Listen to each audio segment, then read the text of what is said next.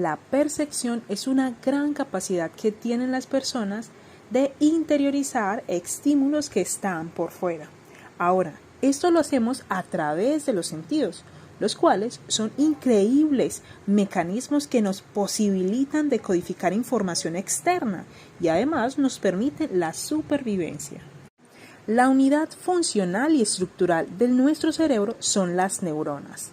De ellas hay billones y billones en nuestro cerebro y estas son las que nos permiten decodificar información, procesar datos gracias a sus increíbles conexiones. Ahora, las neuronas emiten dos tipos de señales. En la primera están los mecanismos de señalización y comunicación eléctricos. Estos transmiten información de una parte a otra, pero dentro de la misma célula o neurona. Esto se conoce como potenciales locales. Y número 2 están los mecanismos químicos que transmiten información entre células diferentes, también conocidos como neurotransmisores. En este sentido, tenemos que la capacidad de comunicación en nuestro cerebro se da gracias a la generación de estímulos de señales eléctricas y químicas. La sinapsis se conoce como el contacto funcional entre neuronas. En esta hay una liberación de una sustancia química, también conocida como neurotransmisor. La neurona que recibe el estímulo se conoce como neurona postsináptica, mientras que la neurona que libera el estímulo se conoce como neurona presináptica. La transducción es un proceso por medio del cual hay una transformación de la energía en un impulso nervioso. En otras palabras, podríamos decir que se convierte un estímulo físico en una señal neurológica y esta va directo al sistema nervioso central para ser procesada, y los receptores sensoriales tienen una importante función en este punto. En otras palabras, la transducción sensorial es un cambio en la permeabilidad de la membrana de la célula receptora, producida por la energía del estímulo sensorial, de manera que el efecto del estímulo modifica el potencial de la membrana del receptor y en última instancia genera potenciales de acción en las neuronas aferentes que llevan información hacia el sistema nervioso central. El procesamiento subcortical. Gracias a los dos tipos de energías antes mencionados, se activan receptores sensoriales y estos generan cambios en los potenciales de acción de las neuronas sensoriales. A través de los nervios craneales y espinales, la información es enviada al sistema nervioso central. Veamos un ejemplo. En la transmisión de información táctil de nuestro brazo, el soma de la neurona sensorial envía su axón a la médula espinal y ésta sube por la columna blanca dorsal, estableciendo sinapsis con la segunda neurona a nivel del bulbo raquídeo. Y el axón de esta segunda neurona establece contacto con la neurona talámica. En las estructuras subcorticales es donde se cree que se da lugar a la percepción. Asimismo, la principal estructura de esta área subcortical para el procesamiento de información es el tálamo. Se conocen diversos núcleos en los cuales hay un relevo de la información sensorial, en donde tenemos el núcleo geniculado lateral, encargado de la visión, el núcleo geniculado medial, encargado de la audición, el núcleo ventral posteromedial, encargado del gusto, y el núcleo ventral posterolateral, encargado de toda esta información sensoriomotora o somatosensorial. Vamos a estudiar un poco acerca de las cortezas y su reorganización sensorial. Y es que en nuestro cerebro tenemos receptores que responden a los cambios mecánicos y estímulos que experimenta nuestro cuerpo. Por ejemplo, la corteza sensorial primaria.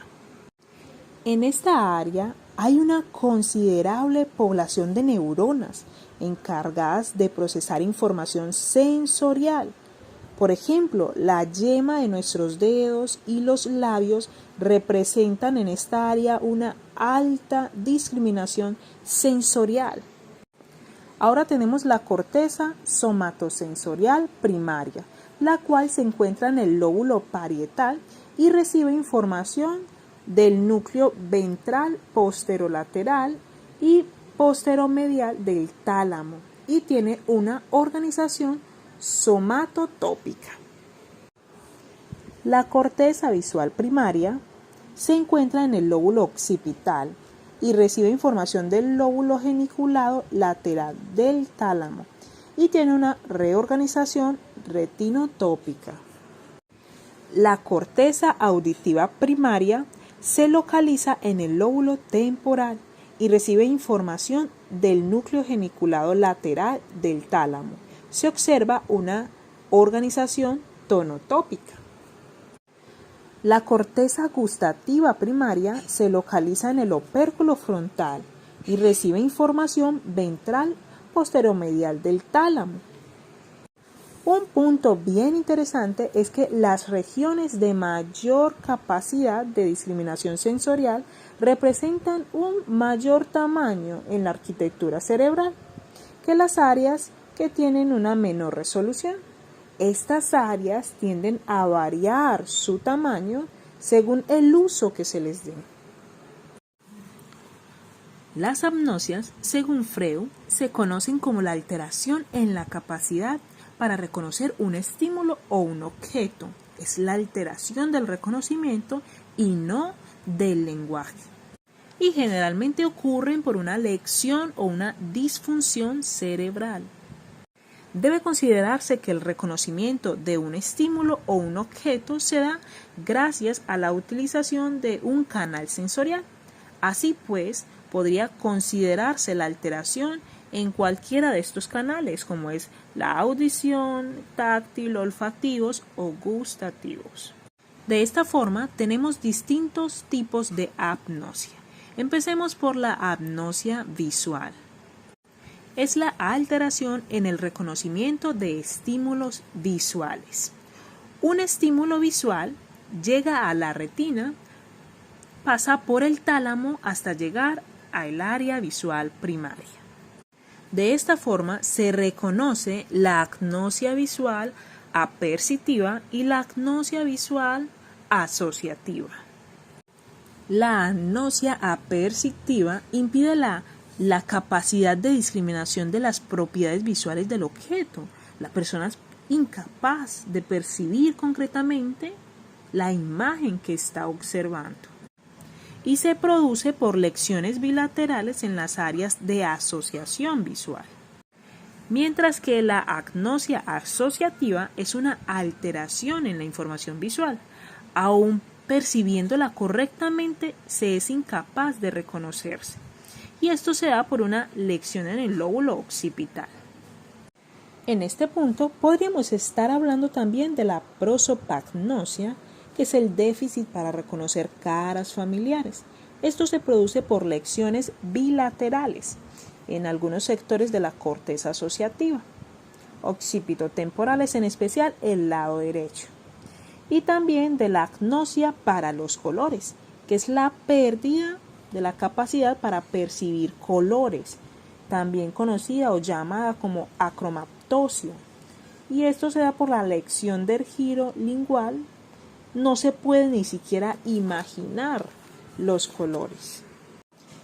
La agnosia auditiva es esa alteración para el reconocimiento de los sonidos.